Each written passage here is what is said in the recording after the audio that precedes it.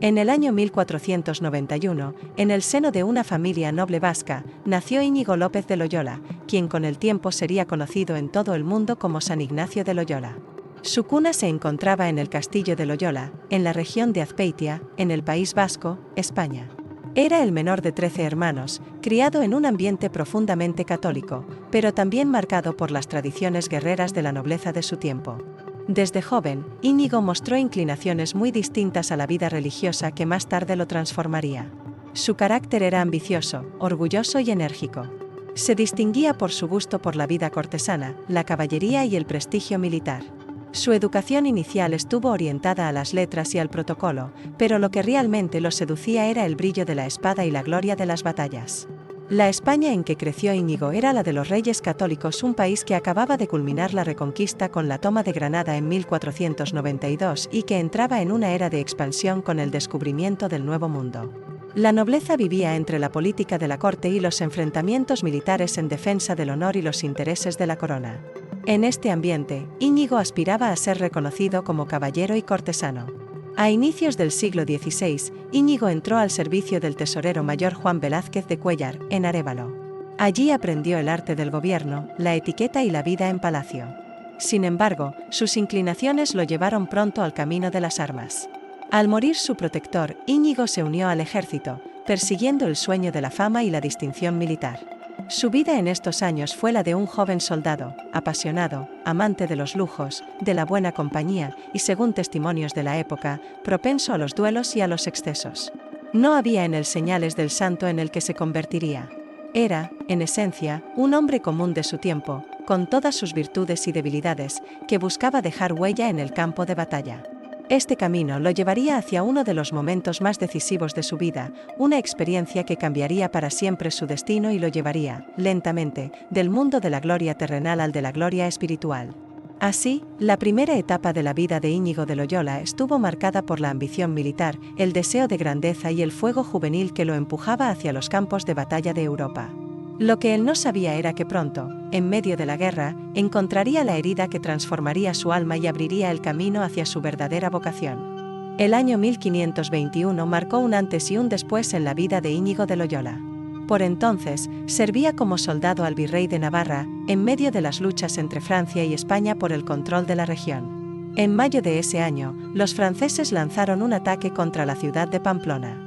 Íñigo, fiel a su carácter orgulloso y valeroso, convenció a los defensores de resistir, aun cuando las fuerzas eran escasas y las probabilidades estaban en contra.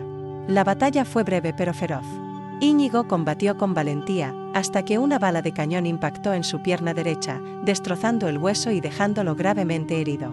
Los franceses, admirados por su coraje, no lo ejecutaron como enemigo, sino que lo trataron con honor y lo enviaron de regreso a su familia al castillo de Loyola. Allí comenzó una larga y dolorosa convalecencia que duraría meses, y que se convertiría en el verdadero punto de partida de su transformación espiritual. Para salvarle la vida, los médicos tuvieron que operar su pierna varias veces sin anestesia. Íñigo soportó el tormento con una mezcla de estoicismo y orgullo.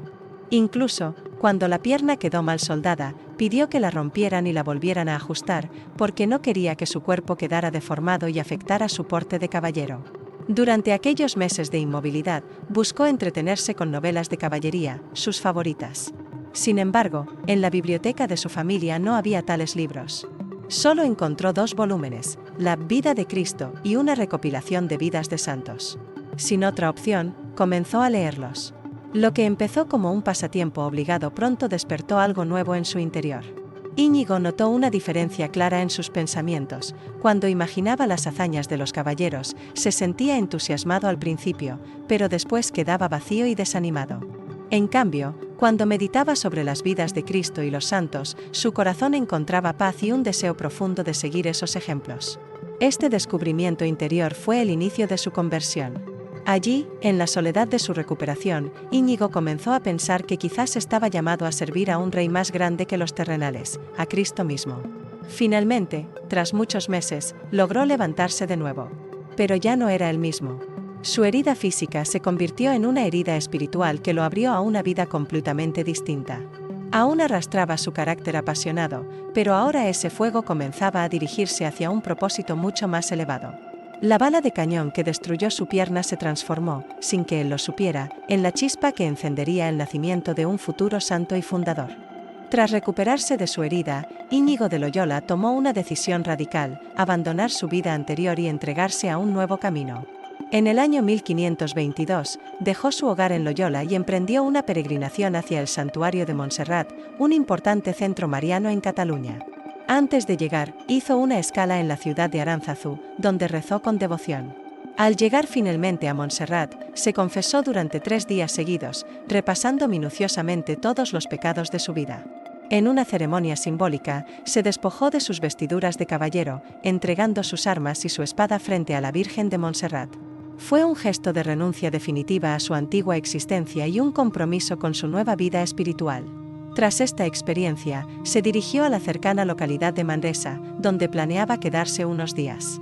Sin embargo, la estadía se prolongó casi un año entero, y allí viviría uno de los momentos más profundos y decisivos de su conversión. En Manresa, se alojó en un hospital para pobres, y pasaba largas horas en oración en una cueva cercana al río Cardoner. Su deseo de penitencia lo llevó a extremos de ayuno, vigilia y mortificación corporal. Quería purificarse de todo rastro de orgullo y vanidad, buscando imitar a los santos que tanto lo habían inspirado durante su convalecencia. Sin embargo, esta etapa no fue fácil. Íñigo enfrentó crisis espirituales, dudas, tentaciones y hasta momentos de profunda oscuridad interior. Hubo instantes en los que incluso pensó en abandonar su propósito. Pero en medio de esas luchas, experimentó también visiones y consuelos espirituales que le confirmaron su camino. Fue en esta época cuando comenzó a escribir las primeras notas que con el tiempo se convertirían en su obra más influyente, los ejercicios espirituales. Un método de oración y meditación que buscaba ayudar a los creyentes a discernir la voluntad de Dios en sus vidas. Un día, mientras rezaba a orillas del río Cardoner, tuvo una experiencia mística tan intensa que después diría que aprendió más en ese instante que en toda su vida anterior. Esa iluminación consolidó su nueva identidad: ya no era Íñigo, el caballero ambicioso, sino Ignacio, el peregrino que se preparaba para servir a Cristo en todo. Cuando finalmente dejó Manresa, Ignacio ya estaba transformado. Había pasado de la vanidad de la gloria mundana a la certeza de una misión divina. Su próximo objetivo sería viajar a Tierra Santa, para caminar por los mismos lugares en los que había vivido Jesús. Tras su profunda transformación en Manresa, Ignacio de Loyola sentía un deseo ardiente: viajar a Tierra Santa, para seguir los pasos de Jesucristo en el mismo suelo donde había predicado. En 1523, partió hacia Barcelona y desde allí emprendió una larga travesía por mar y tierra hasta llegar a Italia. En Venecia, encontró apoyo de algunos religiosos que lo ayudaron a continuar su camino.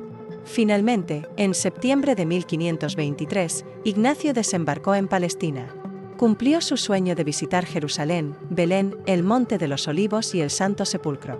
Caminaba con la humildad de un peregrino, contemplando cada lugar con un fervor que lo llenaba de lágrimas y devoción. Su intención era quedarse a vivir allí, entregando el resto de su vida al servicio en Tierra Santa. Sin embargo, los franciscanos, custodios de los santos lugares, lo disuadieron.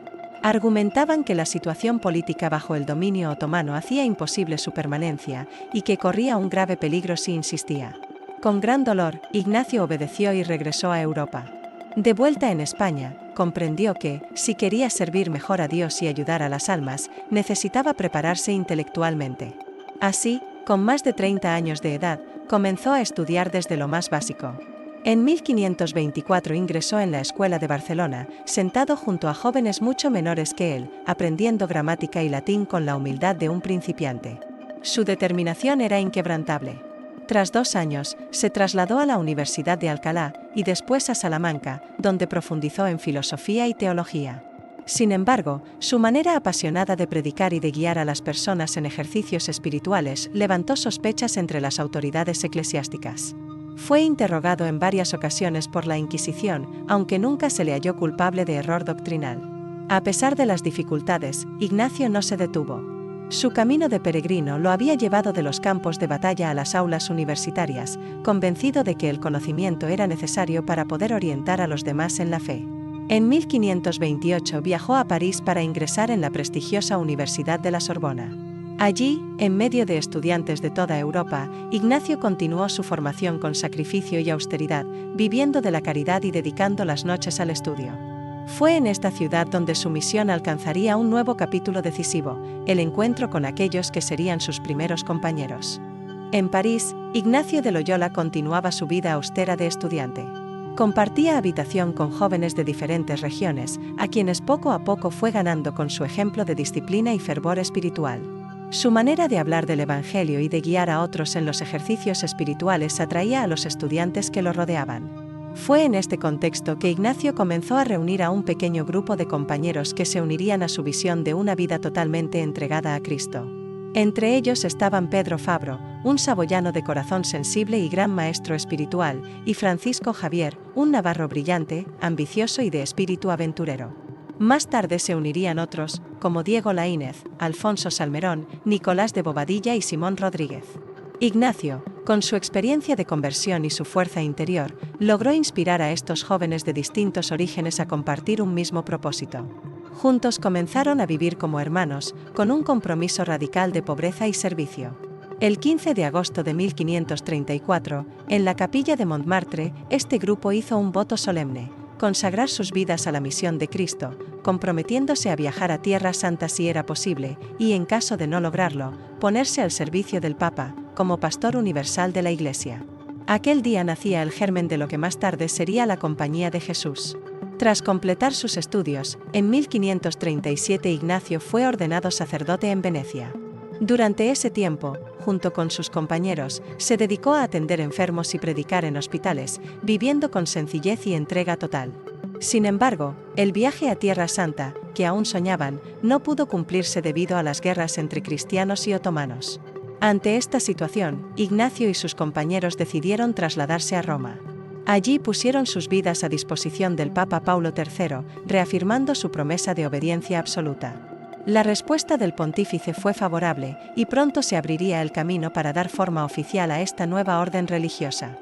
Así, el grupo de estudiantes pobres que había empezado en París se transformaba en una comunidad con un objetivo claro: servir a la Iglesia y al mundo bajo la guía del sucesor de Pedro. Ignacio estaba a punto de ver nacer la obra que marcaría la historia de la Iglesia Católica por siglos, la Compañía de Jesús. En 1539, Ignacio de Loyola y sus compañeros llegaron a Roma para presentarse ante el Papa Paulo III. Llevaban consigo la experiencia de años de oración, estudio y servicio, así como un compromiso firme de obediencia al pontífice. El Papa reconoció en ellos una nueva fuerza espiritual para la Iglesia y los alentó a formalizar su comunidad. Después de deliberaciones y redacción de sus constituciones iniciales, el 27 de septiembre de 1540, Paulo III aprobó oficialmente la nueva orden religiosa mediante la Bula Regimini Militantis Ecclesiae. Nacía así la Compañía de Jesús, con Ignacio como su primer superior general. La orden se distinguía por tres características fundamentales: la obediencia absoluta al Papa, la disponibilidad para ser enviados a cualquier parte del mundo y un espíritu de disciplina inspirado en la formación militar de su fundador. Los jesuitas no se enclaustraban en monasterios, sino que se movían activamente en la sociedad, predicando, educando y acompañando a las personas en su vida espiritual. Muy pronto, los compañeros comenzaron a recibir misiones. Francisco Javier fue enviado a las lejanas tierras de Oriente, llegando a la India, Japón y soñando incluso con evangelizar China. Otros fueron destinados a diversas ciudades de Europa, donde su labor en la enseñanza y la predicación tuvo un impacto inmediato. Ignacio, mientras tanto, permaneció en Roma, desde donde organizaba la expansión de la orden. Allí se dedicó a redactar las constituciones de la Compañía de Jesús, un documento que establecía el modo de vida, las reglas y el espíritu de sus miembros.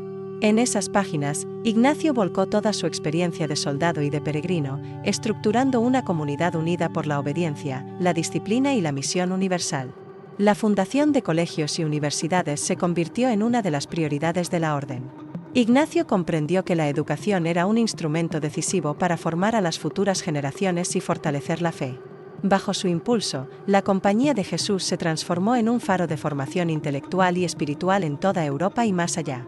De esta manera, aquel caballero herido en Pamplona se había convertido en el líder de una de las órdenes más influyentes de la Iglesia Católica. La Compañía de Jesús estaba destinada a marcar profundamente la historia del cristianismo, y todo ello bajo la guía de un hombre que había aprendido a través del dolor y la fe a orientar su fuego interior hacia un propósito más alto. Durante la década de 1540, la Compañía de Jesús comenzó a crecer a un ritmo sorprendente. En pocos años, los jesuitas se extendieron por toda Europa, estableciendo colegios, seminarios y casas de formación en ciudades clave como Roma, París, Lisboa y Valladolid. Su modelo educativo, riguroso y humanista, atrajo a multitudes de jóvenes y pronto fue solicitado por reyes y príncipes. En el contexto de la Reforma protestante, los jesuitas jugaron un papel fundamental dentro de la Contrarreforma católica. Su preparación intelectual, unida a una disciplina férrea, los convirtió en defensores de la ortodoxia y en hábiles predicadores. Allí donde surgían dudas o divisiones, la Compañía enviaba a sus hombres para reforzar la fe católica y apoyar a la Iglesia en tiempos de crisis. Mientras tanto, en Roma, Ignacio dirigía la orden desde la Casa Madre, situada cerca de la iglesia de Santa María de la Estrada. A pesar de sus problemas de salud, trabajaba incansablemente en la redacción definitiva de las constituciones de la Compañía de Jesús, revisando cada detalle con paciencia y firmeza. Ignacio también atendía personalmente a los pobres y enfermos de Roma, organizaba hospicios y dedicaba tiempo a la confesión y la dirección espiritual. Su liderazgo no se limitaba a lo administrativo, se mantenía cercano a la gente común y sensible a las necesidades de su tiempo. En estos años, también enfrentó tensiones y críticas. No todos veían con buenos ojos la rapidez con la que crecía la orden. Algunos sectores del clero y de la nobleza sospechaban de sus métodos y de su obediencia directa al Papa. Sin embargo, Ignacio respondía siempre con prudencia, evitando confrontaciones innecesarias y enfocándose en la misión.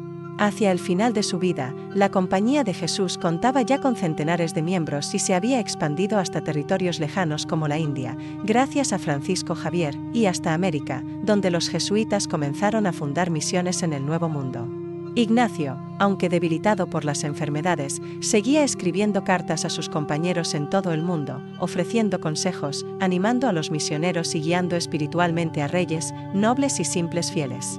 Su vida de soldado se había transformado por completo. Ahora era el general de una milicia espiritual que combatía con la palabra, la enseñanza y la fe. El hombre que había buscado la gloria terrenal en su juventud estaba dejando, en sus últimos años, un legado destinado a perdurar siglos.